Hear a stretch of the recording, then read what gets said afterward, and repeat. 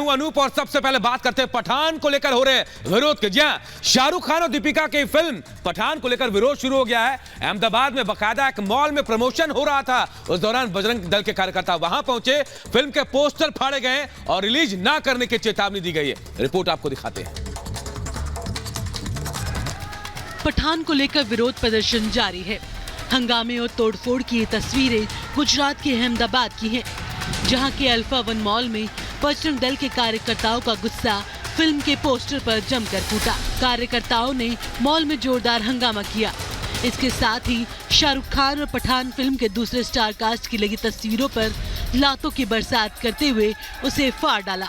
भगवा झंडे के साथ प्रदर्शनकारी संगठनों ने इससे पहले सड़कों पर मार्च निकाला और शाहरुख खान के खिलाफ नारेबाजी की। प्रदर्शन के वक्त मॉल में अफरा तफरी का माहौल हो गया। मॉल में हंगामा कर रहे कार्यकर्ताओं ने चेतावनी दी कि अगर फिल्म रिलीज हुई तो इससे भी उग्र प्रदर्शन होगा।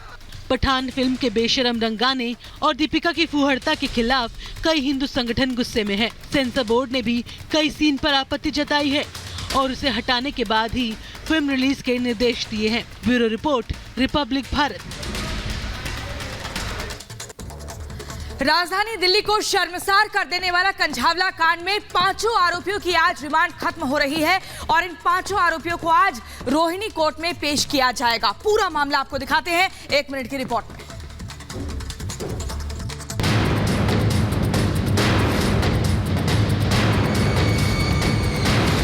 दिल्ली के कंझावला में अंजलि की मौत मिस्ट्री का सच कब सामने आएगा, ये सवाल सबके जहन में है। लेकिन ये मौत मिस्ट्री सुलझने की बजाय दिनों दिन उलझती जा रही है।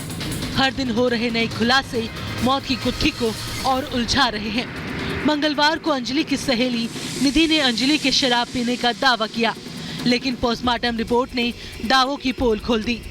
पोस्टमार्टम रिपोर्ट के मुताबिक अंजलि के नशे में होने के कोई सबूत नहीं मिले। पोस्टमार्टम रिपोर्ट से सच्चाई सामने आने के बाद निधि सवालों के कटघरे में है। साफ है कि निधि झूठ बोल रही थी, लेकिन क्यों? दिल्ली को शर्मसार कर देने वाले कांड में आज आरोपियों की रिमांड खत्म हो रही है। इस मामले के 5 आरोपियों को आज रोहिणी कोर्ट में पेश किया जाएगा। पुलिस की कोशिश होगी कि आरोपियों को फिर से रिमांड पर लिया जाए। Bureau report, Republic Bharat. इधर उत्तर प्रदेश के बांदा में भी कंझावाला जैसा एक कांड सामने आया, जहां एक ट्रक ने स्कूटी सवार महिला को 3 किलोमीटर तक घसीटा है। पूरी खबर इस रिपोर्ट के जरिए आपको बताते हैं। धू धू कर जलते ट्रक की ये तस्वीर यूपी के बांदा की है। जिस तरह दिल्ली के कंझावला में अंजलि को कार ने 13 किलोमीटर तक घसीटा था, वैसे ही बांदा में इस ट्रक ने स्कूटी सवार महिला टीचर को 3 किलोमीटर तक घसीटा। इसके बाद ट्रक में आग लग गई और इस आग में महिला गंभीर रूप से झुलस गई। यह घटना बांदा के मरकज सर्किट हाउस के पास की है, जहां स्कूटी सवार महिला को ट्रक ने पहले टक्कर मारी, जिससे महिला इस ट्रक के पीछे फंस गई। एक स्कूटी से महिला जिसका नाम पुष्पा देवी है, वो जो कृषि विश्वविद्यालय में गवर्नमेंट सर्वेंट थी, जा रही थी, एक्सीडेंट हुआ है। गाड़ी उनकी स्कूटी फंस गई है इस डंपर के अंदर और उसमें घर्षण से फ्रिक्शन से आग लग गई। फिलहाल पुलिस ने महिला के शव को पोस्टमार्टम के लिए भेज दिया है और जांच पड़ताल में जुट गई है। बताया जा रहा है कि हादसे के बाद ट्रक का ड्राइवर फरार है, जिसकी तलाश में पुलिस जुट गई है। Bureau report, Republic Bharat. और इसी बीच अगली खबर आपको बता दें, अंकिता हत्याकांड मामले पर आज कोर्ट में सुनवाई होनी है। वही पुलकित आर्या की पॉलीग्राफ और नार्को टेस्ट को लेकर फैसला आना है। पूरी खबर आप देखिए 1 मिनट की रिपोर्ट में। अंकिता हत्याकांड में आज कोटद्वार कोर्ट अहम फैसला सुनाएगी। हत्या के आरोपी पुलकित आर्या का नार्को और पॉलीग्राफ टेस्ट होगा या नहीं, इस मसले पर आज कोर्ट अपना फैसला देगी। मंगलवार को इस मामले में बचाव और अभियोजन पक्ष की बहस पूरी होने के बाद अदालत ने फैसला सुरक्षित रख लिया था। एसआईटी की ओर से बीते 9 दिसंबर को अदालत में अर्जी लगाई गई थी, जिसमें टेस्ट के लिए आरोपियों से उनकी सहमति मांगी गई थी। इससे पहले पुलकित ने नार्को टेस्ट की सशर्त मंजूरी देते हुए इसे कोर्ट के संरक्षण में ही कराने की बात कही है। इसके साथ ही नार्को टेस्ट की वीडियोग्राफी भी कोर्ट के समक्ष लाइव कराने की शर्त लगाई है, ताकि नार्को टेस्ट की वीडियोग्राफी की टेपरिंग ना हो। टेस्ट के दौरान पुलकित ने अपने वकील को भी साथ रखने की अनुमति मांगी है। अंकिता पुलकित रिसोर्ट में रिसेप्शनिस्ट के तौर पर काम करती थी, जहां उसकी हत्या हो गई थी। Bureau report, Republic Bharat. इधर उत्तराखंड के हल्द्वानी में हाहाकार मचा। रेलवे की जमीन से अतिक्रमण हटाने के आदेश के बाद यहां हजारों लोग सड़कों पर आ गए। तो वहीं आज इस मामले में सुप्रीम कोर्ट में अहम सुनवाई होने वाली है। रिपोर्ट आपको दिखाते हैं। उत्तराखंड के हल्द्वानी में रेलवे की ये वही जमीन है जिस पर हाईकोर्ट के आदेश के बाद बुलडोजर कार्रवाई होने वाली है, लेकिन इस कार्रवाई के विरोध में हंगामा बरपा है। सर्द मौसम में भी हजारों लोग सड़कों पर है। अतिक्रमण कर लोगों ने पक्के मकान बना लिए हैं, लेकिन अब इसके टूटने का डर सता रहा है। ऐसे में प्रदर्शन कर रहे इन लोगों की दलील है, अगर इसे हटाना है तो पहले कहीं बसाया जाए। इधर अतिक्रमण पर सियासी पर्यटन शुरू हो गया है। अवैध कब्जे पर हिंदू मुसलमान की सियासत तेज हो गई है और कानूनी लड़ाई अब मजहबी उन्माद में बदलती नजर आ रही है। हजारों परिवार जो दशकों से इन घरों में रह रहे हैं, वे इस आदेश का कड़ा विरोध कर रहे हैं, लेकिन अधिकारियों ने साफ कर दिया है कि विरोध चाहे जितना हो, हाईकोर्ट के आदेश का पालन होगा। बहरहाल अब सवाल ये है कि फैसला कोर्ट का है तो विरोध प्रदर्शन और सियासत क्यों? अगर कोर्ट का फैसला लोग नहीं मानेंगे तो कानून का पालन कौन करेगा?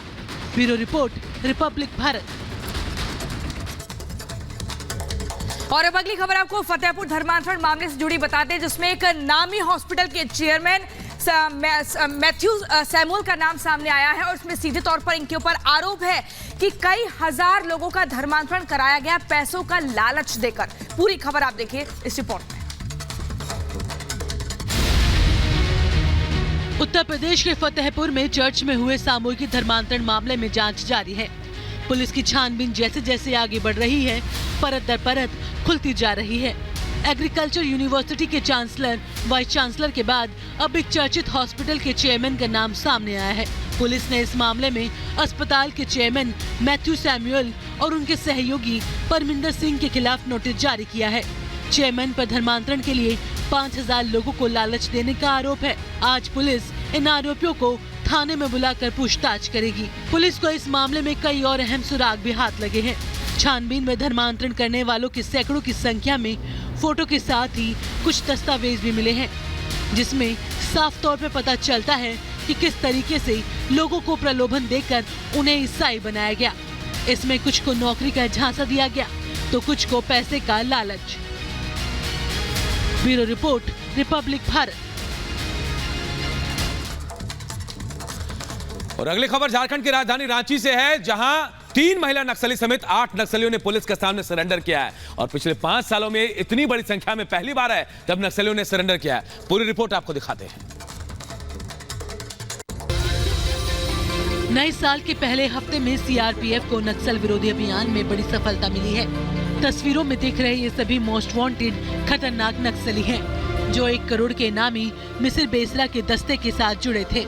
बुधवार को सुरक्षा बलों के सामने 3 महिला समेत 8 नक्सलियों ने आत्मसमर्पण कर दिया।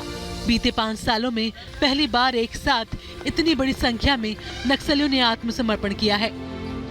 सबसे बड़े मारक दस्ते के 8 सदस्य माओवादी संगठन के साथ जुड़े हुए थे।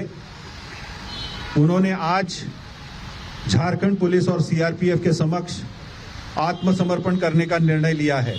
समर्पण करने वाले नक्सलियों की पहचान जयराम बोदरा, मार्ता मंगरिया, सरिता सरदार, तुंगीर पूर्ति, पातर कोड़ा, कुसनुक सिरका उर्फ कार्तिक सिरका और संजू पूर्ति उर्फ रोशनी पूर्ति के रूप में हुई है। Bureau report, Republic Bharat. और अब अगली खबर आपको बता दें, लखनऊ के शिवालय वाली मस्जिद को लेकर लगातार बवाल मच रहा है और ऐसे में हिंदू संगठन की तरफ से दावा किया जा रहा है कि वो मस्जिद नहीं बल्कि मस्जिद की जगह उनका मंदिर है। पूरी खबर आप देखिए इस रिपोर्ट में। वाराणसी में ज्ञानवापी और मथुरा में शाही ईदगाह मस्जिद को लेकर चल रही कानूनी लड़ाई के बीच एक और मस्जिद को लेकर बवाल मचा है। लखनऊ के हुसैनगंज में स्थित शिवालय मस्जिद को लेकर नया दावा किया गया है। हिंदू संगठनों ने मस्जिद वाली जगह पर पहले मंदिर होने की बात कही है। लोगों का कहना है कि मस्जिद का शिवालय नाम ही बताया है कि ये पहले शिव मंदिर रहा होगा, इसके अलावा इसकी बनावट मस्जिद का टावर नुमा शिखर नागर शैली में बने मंदिर की तरह ही है। शिखर के ऊपरी हिस्से को गौर से देखें तो इसे तोड़कर नया स्ट्रक्चर बनाया गया है। यूपी के डिप्टी सीएम ने कहा है कि इस मामले में पत्रावली मंगा कर देखेंगे। हम पूरी तरह से प्रतिबद्ध है कि उत्तर प्रदेश में हम कानून व्यवस्था मेंटेन करेंगे और ये हमारी जिम्मेदारी है। अभी जानकारी मुझे मिली है और मैं पूरे पत्रावली के जांचने के बाद ही, देखने के बाद ही कुछ कह पाऊंगा। स्थानीय अधिकारियों से भी बात। Bureau report, Republic Bharat. इधर बिहार के नवादा में लड़कियों के साथ अश्लील हरकत करने वाले मौलवी को गिरफ्तार कर लिया गया है। पुलिस ने पॉक्सो एक्ट के तहत मामला दर्ज किया और अब उससे पूछताछ की जा रही है। पूरी खबर आपको इस रिपोर्ट के जरिए बताते हैं।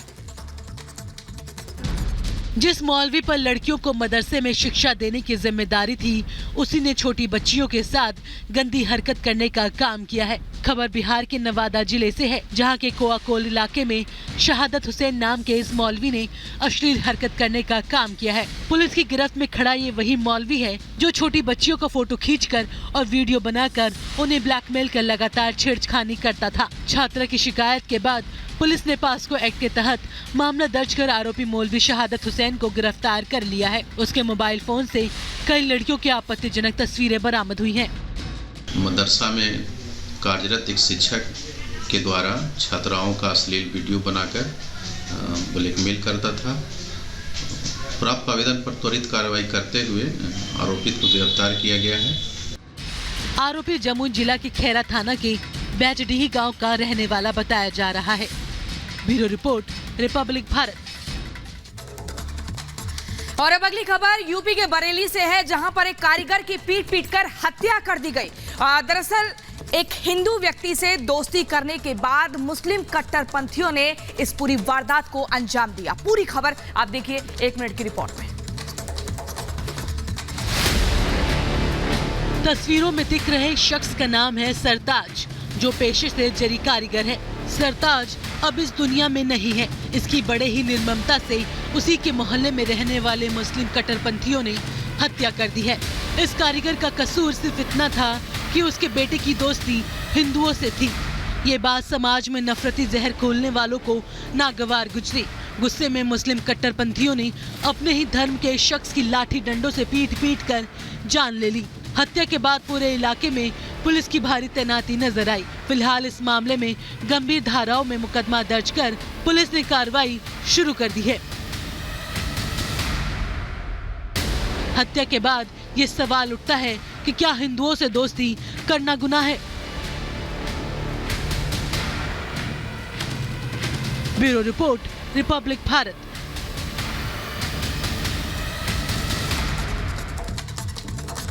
और अगली खबर पंजाब के लुधियाना से, जहां एक शख्स की घर में घुसकर हत्या कर दी गई, लेकिन हत्या की पूरी वारदात जो है सीसीटीवी कैमरे में कैद हो गई। पूरी खबर इस रिपोर्ट के जरिए आपको दिखाते हैं। पंजाब में अपराधियों के हौसले बुलंद हैं। बदमाशों को पुलिस का जरा भी खौफ नहीं है। लुधियाना के जगराव के बरादे गांव से आई इन तस्वीरों को देखिए। कैसे बेखौफ अपराधी दिन दहाड़े घर में जा रहे शख्स को आकर गोली मार देते हैं। मरने वाले शख्स का नाम परमजीत सिंह बताया जा रहा है, जो गांव में इलेक्ट्रिशियन का काम करता था। सरेआम मर्डर की ये तस्वीरें गली में लगे सीसीटीवी कैमरे में कैद हो गई। सीसीटीवी में दिख रहा है कि गोली की आवाज सुनकर जैसे ही महिला घर से बाहर निकलती, बदमाश मौके से फरार हो जाते हैं। फिलहाल पुलिस वीडियो के आधार पर अपराधियों की पहचान कर मामले की जांच में जुटी है। ਦੇ ਘਰੇ ਆਏ ਕੋਈ ਹੁਣ ਗੱਡੀ 'ਚ ਕੋਈ ਬੰਦੇ ਆਏ ਆ ਕੇ ਸਰੇਆਮ ਗੋਲੀਆਂ ਮਾਰ ਗਏ ਜੀ। ਵੈਸੇ ਸਾਨੂੰ ਧਮਕੀਆਂ ਆਉਂਦੀਆਂ ਹੀ ਰਹਿੰਦੀਆਂ ਸੀਗੀਆਂ। ਬੰਦੇ ਵੀ ਅਸੀਂ ਨੋਟਿਸ 'ਚ ਕੀਤੇ ਹੋਏ ਸੀ ਵੀ ਕਿਹੜੇ ਬੰਦੇ ਸਾਡੇ ਅਣਪਛਾਤੇ ਸਾਨੂੰ ਡਰਾਉਣ ਦੀ ਕੋਸ਼ਿਸ਼ ਕਰ ਰਹੇ ਸੀਗੇ। ਹੁਣ ਬੇਟੇ ਨਾਲ ਕੋਈ ਅਣਬਣ ਹੋਈ ਸੀ, ਬਾਅਦ ਦੇ ਵਿੱਚ ਉਹ ਆ ਕੇ ਕੱਢ ਗਏ ਹੋਣੇ ਆ। दिन दहाड़े हुए इस घटना से इलाके के लोगों में काफी दहशत का माहौल है। Bureau report, Republic Bharat. और अब अगली खबर, यूरोपीय देश जॉर्जिया में पूर्व राष्ट्रपति की रिहाई के लिए जबरदस्त प्रदर्शन किया जा रहा है। पूर्व राष्ट्रपति के समर्थकों ने लगातार अपना विरोध प्रदर्शन जारी रखा हुआ है। आखिर क्या कुछ ये वजह है, 1 मिनट की रिपोर्ट में दिखाते हैं।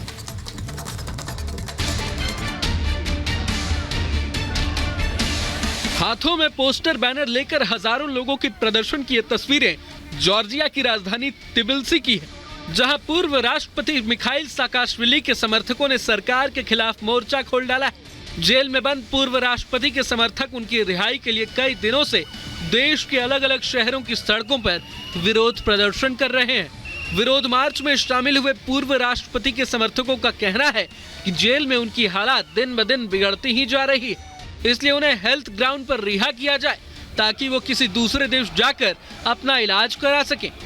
वहीं परिजनों ने जेल में पूर्व राष्ट्रपति को जहर देने की आशंका जताई है। साकाशविली पर सरकार विरोधी रैली को हिंसक रूप से तितर बितर करने और अवैध रूप से सीमा पार करने के अलग अलग आरोपों में मुकदमा चल रहे हैं। Bureau report, Republic Bharat.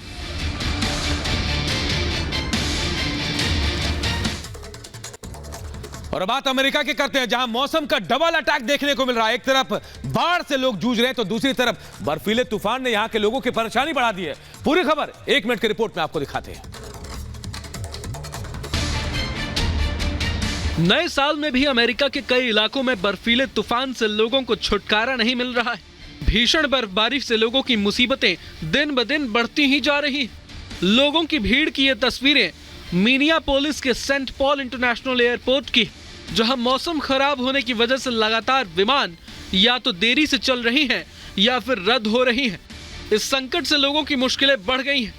शहर में 10 इंच से भी ज्यादा बर्फबारी की वजह से लोगों को एक जगह से दूसरे जगह की यात्रा करने में काफी परेशानियों का सामना करना पड़ रहा है। जहां विमानों पर बर्फबारी का असर पड़ रहा है तो वहीं सड़कों पर भी गाड़ियों की रफ्तार थम गई। कैलिफोर्निया में सड़क पर बर्फ की मोटी चादर नजर आई। तेज हवाओं की वजह से कई इलाकों में लोग घरों में कैद रहने को मजबूर नजर आए। मौसम के बिगड़ते हालात को देखते हुए प्रशासन ने लोगों से सतर्क और सुरक्षित रहने की अपील की है। Bureau report, Republic Bharat.